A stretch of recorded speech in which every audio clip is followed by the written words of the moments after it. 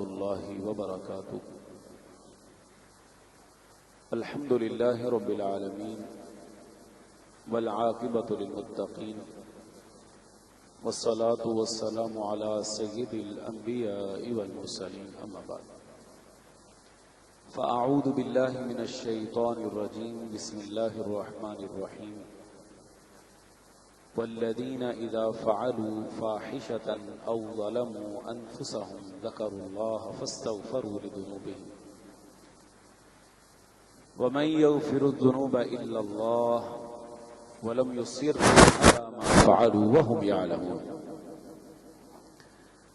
مختصر حمد و ثنا اور درود و سلام کے بعد انتہائی عزت اور احترام کے لائق احباب گرامی، سورت آل عمران ہے. اللہ سبحانہ و تعالی فرماتے ہیں، متقین کی صفات کو ذکر کرتے ہوئے آگے اللہ تعالی نے فرمایا والذین اذا فعلوا فاحشۃ او ظلموا انفسهم، اور وہ لوگ جو کوئی غلطی کر بیٹھتے ہیں، اپنی جانوں پر ظلم کر بیٹھتے ہیں، تو غلطی کرنے کے فوری بعد اللہ سبحانہ و تعالیٰ کو یاد کرتے ہیں، اس سے اپنے گناہوں کی معافی مانگتے ہیں، اور انہیں اس بات کا یقین ہے کہ اللہ کے علاوہ کوئی بھی گناہوں کو بخشنے والا نہیں ہے. وَلَمْ يُصِرُّوا عَلَى مَا فَعَلُوا، اور جو گناہ ان سے ہو جاتا ہے اس کے اوپر وہ اصرار نہیں کرتے، بار بار اس غلطی کا ارتکاب نہیں کرتے، حالانکہ وہ جانتے بھی ہیں اولئک جزاؤہم مغفرۃ من ربہم، یہی وہ لوگ ہیں جن کا بدلہ ان کے رب کی طرف سے مغفرت کے طور پر ہے. وجنات تجری من تحتها الانہار خالدین فیہا، اور اللہ نے ایسے باغات ان کے لیے تیار کر رکھے ہیں جن کے نیچے نہریں چلتی ہیں، اس میں وہ ہمیشہ ہمیشہ رہیں گے. نعم اجر العاملین، یہ جو عمل کرنے والے ہیں ان کا اجر کس قدر اچھا ہے. حضرات گرامی، حضرت آدم علیہ السلام کی اولاد ہونے کی حیثیت سے نبی کریم صلی اللہ علیہ وسلم کا یہ فرمان کل بنی آدم خطاء وخیر الخطائین التوابون، کہ آدم کا بیٹا ہر آدم کی اولاد میں سے اس سے غلطی ہو جاتی ہے، لیکن بہترین غلطی کرنے والا وہ ہے جو غلطی کرنے کے بعد اپنی اس غلطی کے اوپر شرمندگی کا اور نادم ہونے کا مظاہرہ کرے اور اللہ سبحانہ و تعالیٰ سے اس کی معافی مانگ لے.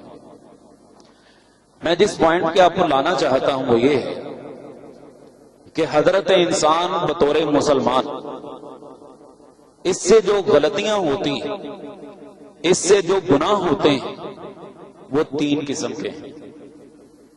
تین قسم کے گناہ انسان سے سرزد ہوتے ہیں. ایک گناہ وہ ہے جنہیں ہم اپنی زبان میں صغیرہ گناہ کہتے ہیں، جو نماز پڑھ لینے سے، وضو کر لینے سے، ذکر و اذکار کر لینے سے اللہ سبحانہ و تعالیٰ کے دربار میں ان کی معافی ہو جاتی ہے. مشہور ہے نا، نبی علیہ الصلوۃ والسلام نے فرمایا جو بندہ 33 مرتبہ سبحان اللہ پڑھتا ہے، الحمدللہ پڑھتا ہے، اللہ اکبر پڑھتا ہے، غفرت خطایا ہو، اس کے گناہ، اس کی غلطیاں معاف کر دی جاتی ہیں. وَإِنْ كَانَتْ مِثْلَ زَبَدِ الْبَحْرِ، اگرچہ سمندر کی جھاگ کے برابر بھی کیوں نہ. وضو کر کے 2 رکعتیں پڑھ لے، اللہ سبحانہ و تعالیٰ اس کی ساری پچھلی غلطیاں معاف کر دیتا ہے. وضو کر کے نماز پڑھتا ہے، نماز پڑھنے کے بعد بھی اللہ اس کی غلطیوں کو معاف کر دیتا ہے.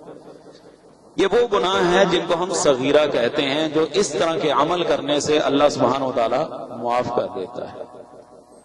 اور ایک گناہ کی دوسری قسم وہ ہے جنہیں کبیرہ گناہ کہا جاتا ہے، اور ان کے لیے شریعت نے جو معیار ٹھہرایا ہے وہ توبہ ہے، کہ انسان ان گناہوں کی اللہ سے توبہ کے ذریعے معافی مانگے. یا ایھا الذین آمنوا توبوا الی اللہ توبۃ نصوحا، اے ایمان والو اللہ کی طرف پلٹنا ہے تو خوب اچھی طرح پلٹنا. اور توبہ کا مفہوم علماء نے یہی لکھا ہے کہ جو گناہ انسان سے ایک مرتبہ سرزد ہو جائے وہ دوبارہ اس غلطی کا کبھی ارتکاب نہ کرے. جیسے ہم نے اپنے بڑوں سے سنا ہے نا کہ اگر کسی بندے سے ایک بار غلطی ہو تو وہ غلطی کہلاتی ہے، اور دوسری بار ہو تو اسے غلطہ یا غلطان بولتے ہیں، کہ دوسری مرتبہ کوئی گنجائش نہیں ہوتی. لہذا دوسری قسم گناہوں کی وہ ہے جن کے اوپر شریعت نے توبہ رکھی ہے کہ توبہ کے ذریعے وہ معاف ہوں. اور تیسری جو اہم غلطی اور گناہ ہے جس کا مین طور پر میں تذکرہ یہاں پہ کرنا چاہتا ہوں، جو نہ نمازیں پڑھنے سے معاف ہوتا ہے، نہ وضو کرنے سے معاف ہوتے ہیں، نہ دو رکعتیں پڑھنے سے معاف ہوتے ہیں، اور نہ توبہ کرنے سے معاف ہوتے ہیں. یہ تیسری گناہ کی قسم انتہائی خطرناک ہے. نہ یہ نمازیں پڑھنے سے معاف ہوتے ہیں، نہ یہ وضو کرنے سے معاف ہوتے ہیں، نہ یہ ذکر و اذکار کرنے سے معاف ہوتے ہیں، اور نہ ہی توبہ کرنے سے معاف ہوتے ہیں. جانتے ہیں یہ تیسری گناہ کی قسم کون سی ہے؟ وہ ہے حقوق العباد میں ڈنڈی مارنا. حقوق العباد میں ڈنڈی مارنا. اللہ کے بندوں کے جو حقوق اللہ نے ہمارے ذمے لگائے ہیں ان کو ادا نہ کرنا، یہ انتہائی خطرناک قسم کی صورتحال ہے. اور جب تک یہ بندے معاف نہ کریں اللہ کے ہاں معافی نہیں ہے. مشہور حدیث ہے، آپ نے سن رکھی ہے، کئی مرتبہ آپ کو یاد دہانی کے طور پر سنا دیتا ہوں. نبی کریم صلی اللہ علیہ وسلم اپنے اصحاب کے درمیان موجود ہیں. آپ نے پوچھا تھا من المفلس، میری امت کا مفلس کون ہے، ڈیفالٹر کون ہے؟ ڈیفالٹر تو آپ بہت اچھی طرح تعریف جانتے ہوں گے نا. ڈیفالٹر کسے کہتے ہیں؟ جس کے پاس ایک وقت تک بہت کچھ ہے اور ایک وقت میں اس کے پاس کچھ بھی نہیں، تو ڈیفالٹ ہو گیا. فلاں ملک ڈیفالٹ ہو گیا، فلاں کمپنی ڈیفالٹ ہو گئی، فلاں تاجر ڈیفالٹ ہو گیا، کچھ بھی نہیں رہا اس کے پلے، راتوں رات سارا کچھ ختم ہو گیا. فرمایا میری امت کا ڈیفالٹر کون؟ حضرات صحابہ نے عرض کی اللہ کے رسول جس کے بعد درہم نہیں تو دینار نہیں، روپیہ پیسہ نہیں. فرمایا نہیں، میری امت کا ڈیفالٹر یہ نہیں. میری امت کا ڈیفالٹر وہ ہے جو بڑی بڑی نیکیاں لے کے آئے گا، پہاڑوں جیسی نیکیاں لے کے آئے گا، اس کے جنتی ہونے کا کوئی پیچھے گمان ہی نہیں رہ جاتا کہ یہ جنت میں نہیں جائے گا. لیکن اچانک حقدار آئیں گے حق لینے کے لیے، اللہ سبحانہ و تعالیٰ کے دربار میں مقدمہ دائر کریں گے، الہی مولا اس نے فلاں موقع پر میرا حق کھایا تھا، فلاں موقع پر آئے گا فلاں مجھے اس نے گالی نکالی، کوئی آئے گا اس نے میری سیلف ریسپیکٹ کو مجروح کیا، اس نے میری عزت نفس کو مجروح کیا. اس طرح کے لینے والے حقدار آتے جائیں گے. اللہ سبحانہ و تعالیٰ کے فرمان کے مطابق کہ آج کے دن کسی کے اوپر ظلم نہیں ہوگا، اس کی نیکیاں اٹھا کے اس کو دے دیں. نبی کریم صلی اللہ علیہ وسلم نے فرمایا ایک وقت آئے گا کہ اس کی ساری نیکیاں ختم ہو جائیں گی، حقدار لینے والے حق بھی موجود ہوں. پھر کیا ہوگا؟ ان لوگوں کے گناہ اس کے نامہ اعمال میں ڈال کے اس کو جہنم میں پھینک دیا جائے.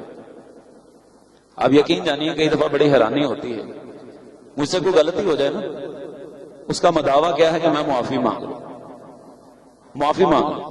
ہمیں اگر کہا جائے نا یار چلو چھوڑو معافی مانگ لو، کہتا معافی مانگتی میری جوتی، میں تو نہیں مانگتا. وہ آئے میرے قدموں میں، ہے کیوں مانگوں؟ یار غلطی تمہاری ہے، ہوگی، میں بڑا ہوں. پچھلے دنوں ایک سعودی آدمی لکھتا ہے ایک پولیس والا نا اکثر وہ میرے پاس سامان خریدنے کے لیے آتا تھا، کبھی سول وردی میں آ جاتا، کبھی اپنی اصل یونیفارم میں آ جاتا. ایک دن وہ آیا تو پتہ نہیں گھریلو حالات سے تنگ تھا یا کوئی ڈیوٹی کے دوران کوئی ایسا معاملہ ہوگا، وہ مجھ سے قدرے سخت انداز سے بولا. تو میں نے اسے کہا انت متکبر، تو تکبر کرتا ہے؟ جب میں نے اسے اتنی بات کہی اس کا رنگ پھیکا پڑ گیا. وہ مجھے کہنے لگا میں متکبر نہیں ہوں، اللہ کی قسم میں متکبر نہیں ہوں، مت سمجھنا کہ میں اپنی وردی کا کوئی غیر استعمال کر رہا ہوں، ناجائز استعمال کر رہا ہوں، میں تم سے معافی مانگتا ہوں. کہنے لگا وہ مجھ سے 4 5 6 دن تک معافیاں مانگتا رہا، بار بار آ کے تم نے مجھے معاف کر دیا. کہتا مجھے شرم آنے لگ گئی کہ میں نے اسے کیا کہہ دیا. کہنے لگا اللہ کی قسم میں نے اپنے عہدے کا استعمال کرتے ہوئے تم سے اونچی آواز میں نہیں بولا، بس کسی وجہ سے پریشانی تھی، تم نے مجھے معاف کر دیا. وہ کہنے لگا بھائی میں نے معاف کر دیا. کہنے لگا اللہم اشہد، اللہ گواہ بن جا تیرے بندے نے مجھے معاف کر دیا. کیا یہ جذبہ میرے اندر موجود ہے؟ کیونکہ مجھے یاد ہے طالب علمی دور میں جب ہم پڑھتے تھے ہمارے استاد نے ایک واقعہ سنایا تھا مدینہ یونیورسٹی کا، کہ ایک استاد تھے، کسی طالب علم کو کلاس کے دوران کوئی بات کہی، اس نے کہا مجھے آپ کی بات کا غصہ ہے، آپ نے مجھے وہ جو ہے عزت نفس مجروح کی. وہ اس کو گھر لے کے گئے، اس کی خاطر تواضع کی، اس کی خدمت کی، اس کو کھانا کھلایا، اس کو چند پیسے دیے. کہنے لگے بیٹا راضی ہو؟ کہا ہاں جی میں راضی ہوں. کہنے لگا اللہ گواہ بن جا تیرا بندہ مجھ سے راضی ہو چکا ہے. ورنہ استاد کیا کہتا ہے کہ ٹھیک ہے ہمارے آسان لفظوں میں کھاوے خسمانو سانو کی ہم کہہ دیتے ہیں. نہیں میرے بھائی، یہ بندوں کے جو معاملات ہیں انتہائی حساس ہیں. اسی لیے نبی علیہ الصلوۃ والسلام نے فرمایا تھا اتقوا الظلم فإن الظلم ظلمات یوم القیامہ. جس بندے کا دنیا کے اندر کوئی معاملہ ہے وہ معاملہ کلیئر کر کے جائے، ورنہ کل قیامت کے دن یہی ظلم بہت سارے اندھیروں کا باعث ہوگا.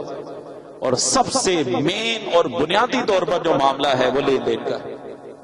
کیا آپ نے اپنے لین دین کے معاملات واجبات کلیئر کر کے رکھیں؟ کیا آپ کے پاس اس بات کی ضمانت اور گارنٹی ہے کہ آپ کی آنکھیں بند کرنے کے بعد آپ کو کوئی ذمہ داری لے کر پوری طرح اس کو ادا کرے گا؟ میرے پاس تو کم از کم نہیں، میرے پاس نہیں کہ میں یہ کہہ سکوں کہ میری کوئی ذمہ داری لینے والا ہے. بھائی دنیا کے اندر، زندگی کے اندر کوئی ذمہ داری لینے والا نہیں. مرنے کے بعد ہو سکتا ہے صرف اناؤنسمنٹ ہو جائے، بعد میں کہیں تم جانے اور وہ جانے، ہم نے تمہیں کہا کہ اس سے معاملہ کرو. کئی مثالیں ہمیں نظر آتی ہیں. اگر باپ مقروض مر گیا ہے، لوگوں نے جب بیٹوں کے ساتھ جا کے تقاضا کیا، کہا باپ نے لیا تو ان سے جا کے نمٹو، ہم سے کیوں پوچھتے ہو؟ ہم نے کہا تھا. اپنے معاملات ہمیشہ کلیئر رکھیے.